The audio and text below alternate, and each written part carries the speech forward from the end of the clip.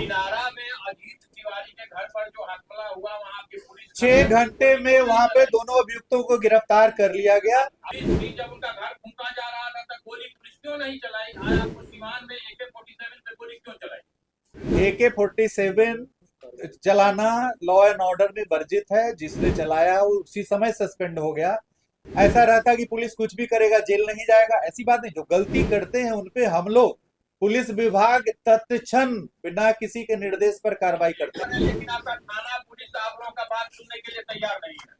SDM बुला रहा है थाना को, 1 महीना पहले से मीटिंग रखा हुआ आपका थाना प्रभारी ने। अब आप जिस घटना के बारे में कह रहे हैं उस पे आप हमसे वार्ता करिए, अलग से हम बात करेंगे। बिहार के डीजीपी से अजीत तिवारी, भरत तिवारी और उसके साथ ही साथ AK-47 चलाए जाने को लेकर के जब सवाल दागा जाने लगा तो वो हड़बड़ा गए। आए थे वो आज इसलिए कि वो बताएं कि किस तरह से बिहार में शासन व्यवस्था, प्रशासन व्यवस्था बढ़िया से चल रही है, और एक एक करके वो खूब गिनाए भी कि पहले से अपराध कम हो गया है, 95 में ऐसे होता था, 2005 के पहले ऐसा हो जाता था। ये सारी बातें जब उन्होंने गिना ली तो उनसे अजीत तिवारी को लेकर सवाल पूछा गया कि आपके पुलिस के सामने उसके घर में आग कैसे लगा दी गई। सवाल ये भी पूछा गया कि भरत तिवारी का फेक एनकाउंटर कैसे कर दिया आपकी पुलिस और STF, और सवाल ये भी पूछा गया कि छात्रों पर AK-47 कैसे चला दिया गया, और उसका एक एक करके डीजीपी ने जवाब दिया है। और क्या जवाब दिया है आप वो सुन लीजिए।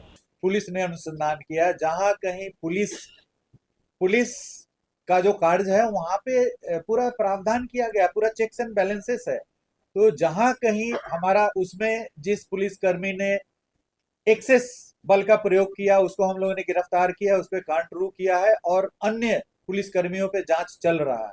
तो ये आपका ये कह देना, जो भी पुलिस को अधिकार है, राइट टू सेल्फ डिफेंस में आत्मरक्षा का अधिकार दिया गया है, और पुलिस को यदि आत्मरक्षा का अधिकार नहीं है और गंभीर यदि चुनौतीपूर्ण समस्या में यदि पुलिस के जान पे खतरा है तो फायर करना पुलिस के प्रावधान में, CRPC में और हर प्रकार के SOP में लिखा हुआ है। ऐसा यदि नहीं रहेगा कि पुलिस को गोली ही नहीं चलाना है, तो इतना बड़ा जो पुलिस के पास जो व्यवस्था की गई है, उनको प्रशिक्षित किया जा रहा है आर्म्स वगैरह में, तो इसलिए किया जाता है कि यदि उस तरह की समस्या उत्पन्न होती है, परिस्थिति उत्पन्न होती है, तो उसमें उनको चलाना है। जैसे आप CRPC में यदि जाएंगे तो CRPC में लिखा हुआ है कि यदि कोई अनलॉफुल असेंबली जमा होती है कहीं पे भी तो उसको पहले वार्निंग देना है, वार्निंग देने के बाद टीयर गैस चलाना है, टीयर गैस चलाने के बाद लाठी चलाना है, लाठी चलाने के बाद गोली चलाना है। डीजीपी साहब जब नहीं तो एक सेकंड सुना जाए, एक सेकंड हमें सुना जाए। पुलिस में अनलॉफुल असेंबली को जैसे ही अनलॉफुल असेंबली हो जाता है, आगजनी करने लगता है, पत्थर चलाने लगता है, तो लिखा हुआ है। लेकिन हम लोग इतने सारे प्रोवोकेशंस आने के बाद, जो सब आप मानेंगे, उसके बाद भी हम लोग, चूंकि जो भी जनता है, और जनता और पुलिस अलग नहीं है, हम भी एक जनता का हिस्सा, हम भी एक नागरिक है। हम ऐसा नहीं कि हमारा सिटीजनशिप खत्म हो गया, हम वर्दी पहन लिए, तो हम भी एक नागरिक है, हम भी समाज में रहते हैं, हमारा भी परिवार है। इसलिए हम लोग ऐसे ही जहां परिस्थितियां रहती है टीयर गैस चलाने की, लाठी चलाने की, गोली चलाने की, 100 में 99 जगह पे हम लोग कोशिश कर रहे हैं कि हम अपने ऊपर जख्म सह करके और जनता के जान को बचाने का काम किया। इसमें कोई हमें बताने की जरूरत नहीं है। दिनारा में अजीत तिवारी के घर पर जो हमला हुआ, वहाँ की पुलिस 6 घंटे में वहां पे दोनों अभियुक्तों को गिरफ्तार कर लिया गया। 6 घंटे के अंदर पुलिस थी, जब उनका घर फूंका जा रहा था तो गोली पुलिस क्यों नहीं चलाई? आज आपको सीवान में AK-47 पे गोली क्यों चलाई? AK-47 चलाना लॉ एंड ऑर्डर में वर्जित है। जिसने चलाया वो उसी समय सस्पेंड हो गया, और उसके बाद हम लोगों ने व्यापक रूप से निर्देश दिया है। देखिए, कोई भी संस्था है या कोई भी ऑर्गेनाइजेशन है, वहां पे एक व्यवस्था, नहीं तो सस्पेंशन की व्यवस्था ही नहीं रहती।